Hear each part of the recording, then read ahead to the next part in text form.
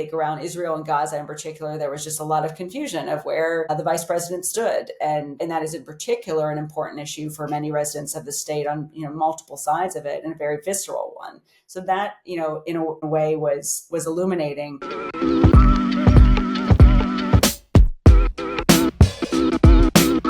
Welcome back to The Unknowns. My name is Charlie Stone, and today we have Jocelyn Benson, who's the Michigan Secretary of State. She's an author. She actually ran the Boston Marathon, 8 months pregnant. What's that all about? And she recently announced her Democratic candidacy for the governor of the great state of Michigan. Jocelyn, nice to have you. Thank you so much for having me. I'm so excited to be here and really excited about the conversation. But wait a minute. See, now I have to stop. I have to put you on pause because I'm excited to announce that Jack Ford, like a real Emmy Award, Peabody Award journalist, has joined The Unknowns as a co-host. And so, Jack, this is your first foray out into this interview madness. We're so happy to have you as well. This podcast world, Charlie, it's a delight. Thanks for having me here also. Well, you are so welcome. All right, let's get into it, Jocelyn. I really think you've sort of experienced what the nation and many people in the nation has experienced. Michigan sort of became a microcosm of Donald Trump's first presidency in 2016, his attempt to be reelected in 2020, and obviously his reelection in 2024. Just give me a sense of what that has been like for you as an official and just a citizen of the U.S. and also a citizen of the state of Michigan. Well, it definitely feels like we're constantly in the eye of the storm. And you're absolutely right. Michigan is a microcosm for the country and in many ways the canary in that proverbial coal mine. So first, Jack, honored to be here with you in your first episode. So again, thank you for having me. Well, we're thrilled to have you, believe me. And when Charlie said, here's your first conversation, how about Jocelyn Benson? I said, where do I say yes? Honored to be here and really excited. So all that said, Michigan is the eye of the storm constantly because in part we are a microcosm for the country, our demographics, our economy, our education system, so much of what has afflicted our state. That's been our story for 100 years now, from Motown to the auto industry and the arsenal of democracy. Our job is simply to meet the moment and to use that spotlight as a way to do things right in the hopes of inspiring others to follow suit.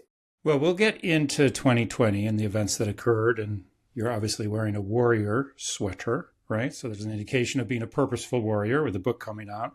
But let's just talk about what's on everybody's minds, tariffs. Where does Michigan sort of fit, and how does that affect either in a detrimental sense or in a beneficial sense? I think we're seeing two things. First, the economic pain that citizens in Michigan are feeling and have been feeling for some time is real and it's omnipresent, whether it's the rising cost or inaccessibility of childcare, the rising cost of just buying a house in our state, in every community, rural communities, urban communities, the astronomical cost of housing and energy costs to combine with that. Not to mention the simple cost of trying to afford to put food on our table. We all want to see more things made in America. And as leaders and in our industry, in our state, we want to see manufacturing grow. So that's a good thing. But the impact of these particular tariffs, which I would view as very reckless in this moment and not particularly strategic, have been to only make the economic pain worse. Costs have gone up even more. So certainly there can be a role for tariffs used in a very strategic, smart way, but this is not that. And I think the economic pain we're seeing our residents feel is a reflection of this. People may well know, if they read your book, they will know. Glittering background, Wellesley, Oxford, Harvard Law School, a prestigious clerkship in the federal system. Then you became a law school professor, and then you became the youngest female law school dean of a major law school in the country. My question is why? Why move from this ordered world of procedure that we know the law is, or at least tries to be, into a world that it seems nowadays has no order at all? Why would you want to do that?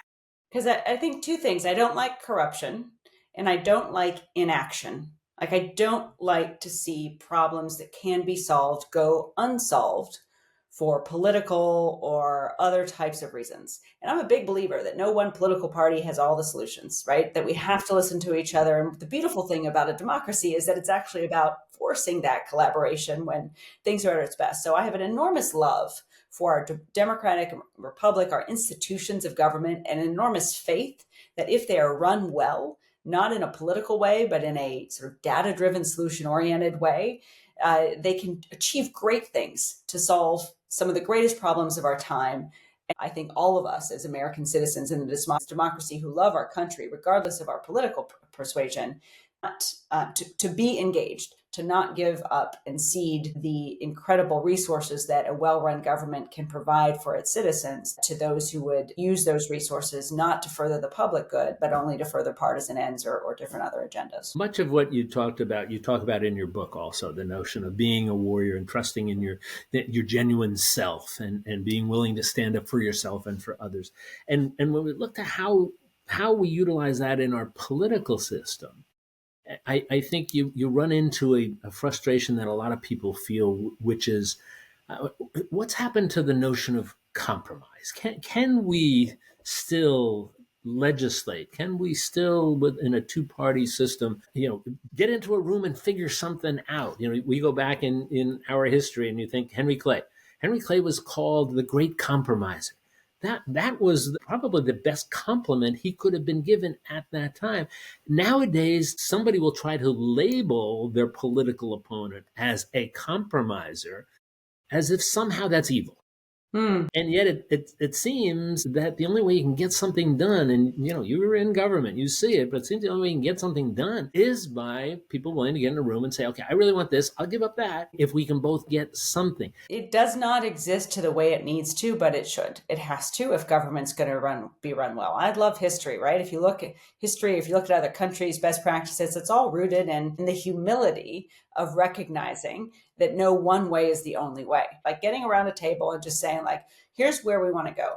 We want our schools to be in the top, public schools to be in the top 10% of the country.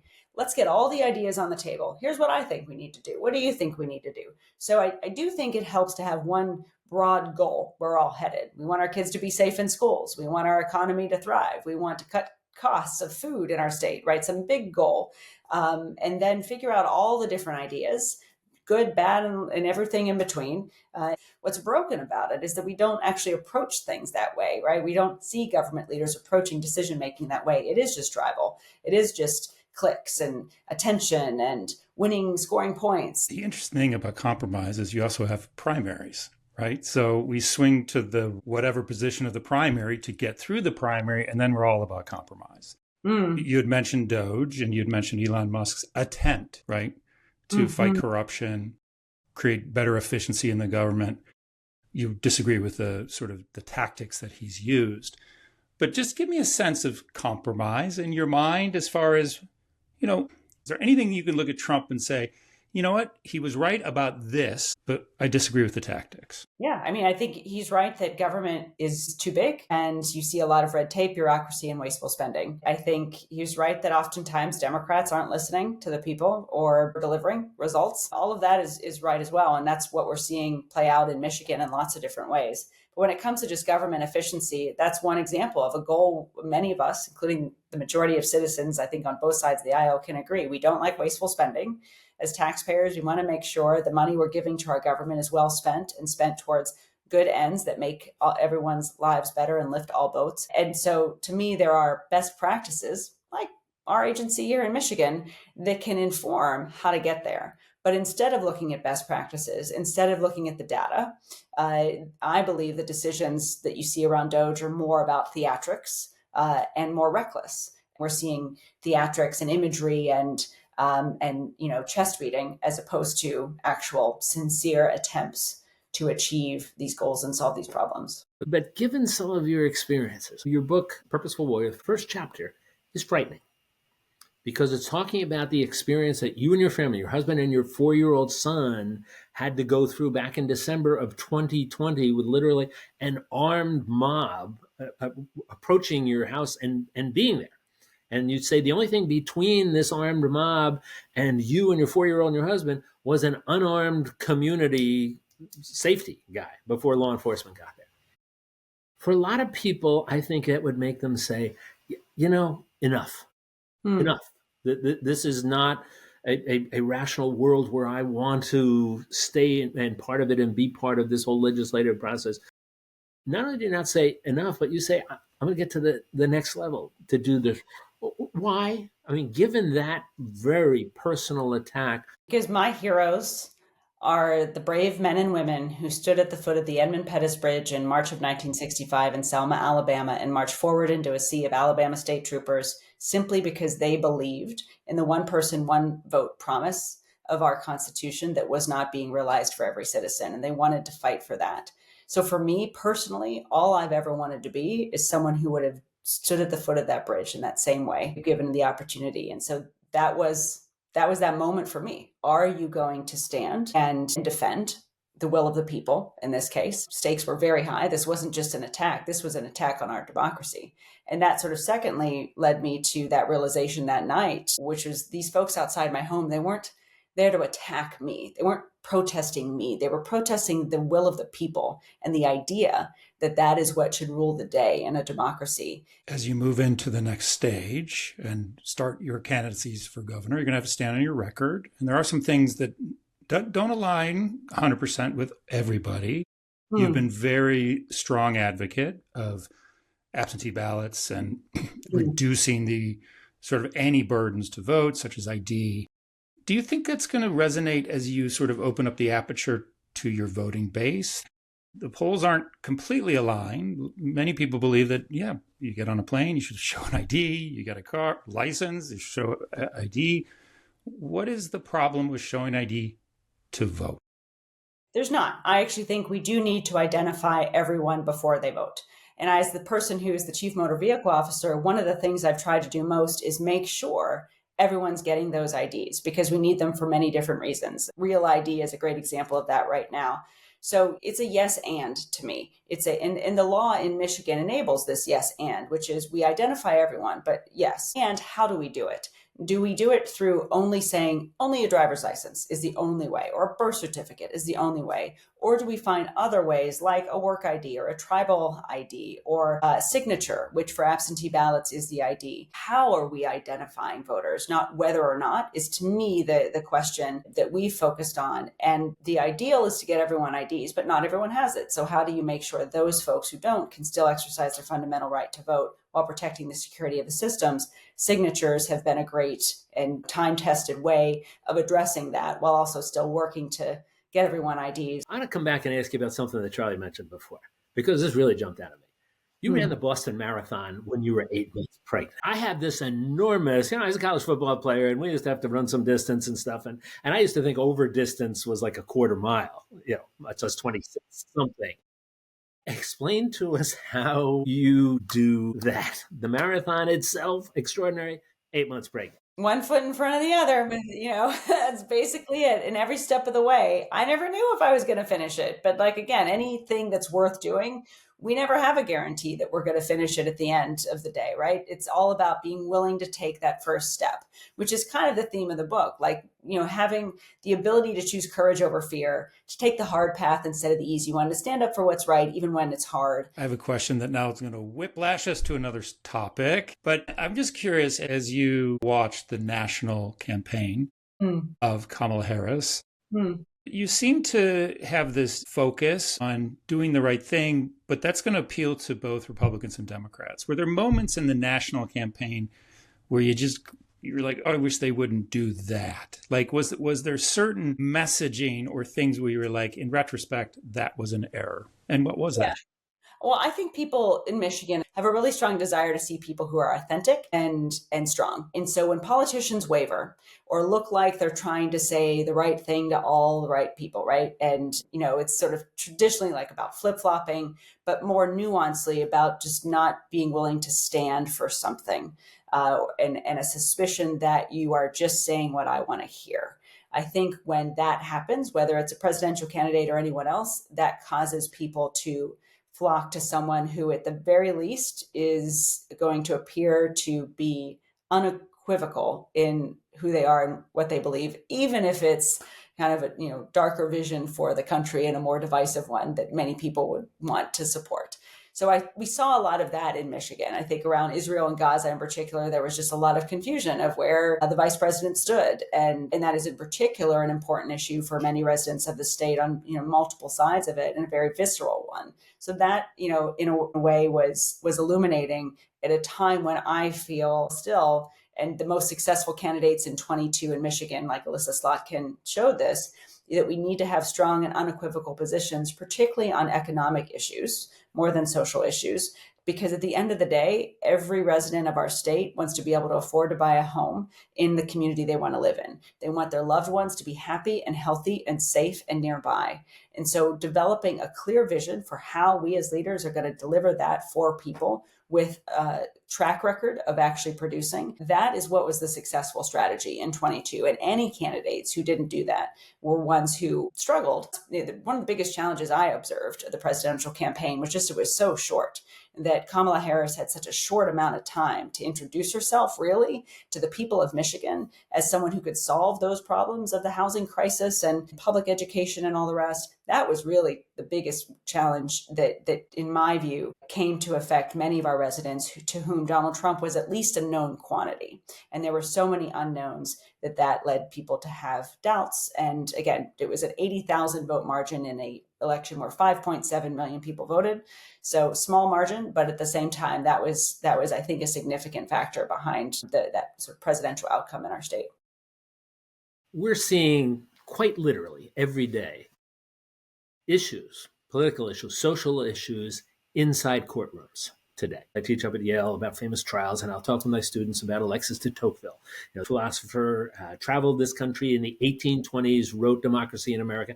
And one of the things that always struck me about it is in his book, back then, the 1820s, he says about this kind of new experiment in democracy, sooner or later, every issue ends up in a courtroom. Right? That's back in the 1820s. And I look now and I say to myself, again, from both sides of the aisle, is that a good thing? Fascinating. Yeah, because I'm a structure person. I love it's for the form follows function, right? What is the structure? Who are the best decision makers? When is it the voters? When is it politicians, legislators, lawmakers? When is it chief executives? And when is it the courts? And as a lawyer, as a former dean of a law school, as someone who studied civil procedure with Elena Kagan, who was my law professor, who's someone who clerked for a judge, right? Like I say all that to, illuminate my biases on this front, but I do see that times where courts are set up to be able to perhaps not settle all disputes, but certainly have a key critical role to play in figuring out a lot of these thorniest questions, having that deliberative process, taking and requiring truth to be part of the conversation through the way in which facts are gathered, and then applying the law to those facts. There's a beauty to that process that I think is one of the best things about our democracy. So I have found many times, for example, in 2023, when there was a debate over Donald Trump's eligibility for the ballot, given his the January 6th and the allegations around his involvement in January 6th, and does that mean it's an insurrection? And in the Constitution, if you've been a part of an insurrection, you can't run for president. The question was kind of both can he run, but also who should decide that? And the debate where I found myself squarely on the side of the fact that that's what the U.S. Supreme Court is for, whether we like what they say or not. Like the structure is, and issues like that, you don't want a politician saying who and who shouldn't, who and who shouldn't be able to qualify for president in our state because of my interpretation of what an insurrection is. You want the courts to do that. You want the U.S. Supreme Court to do that. Well, the show is called The Unknowns, so we always ask our guests, and we won't tell anybody, just between the three of us, what is unknown about you? What have you never told anybody close to you other than maybe your primary family? Oh my goodness. Thank you for not telling me you were going to ask me this question, because I'm literally just thinking on the spot right now. But the most honest answer, because I also just have revealed a lot of unknown things about me in this book. So I don't want to replicate any of that, because there's a lot in there that I haven't talked about publicly. But one thing I actually don't talk about in my book is that I'm a cancer survivor. I had skin cancer at a young age and malignant melanoma, and it really shaped my view of, courage and bravery and all of that. So that answers your question. I'm still, my husband wanted me to include it in the book. And I was like, I don't know if people really care or want to hear about that, until now. I do have one more thing you talk about in your book about, which is The Purposeful Warrior, which comes out when? When does the book come May out? 6th. May We 6th. ordered it on Amazon. Yes. Right. But you also talk about one thing you have control over is my quote, next step. Who inspired, who in your life sort of gives you that sort of feeling? Like there's got to be somebody who taught you that.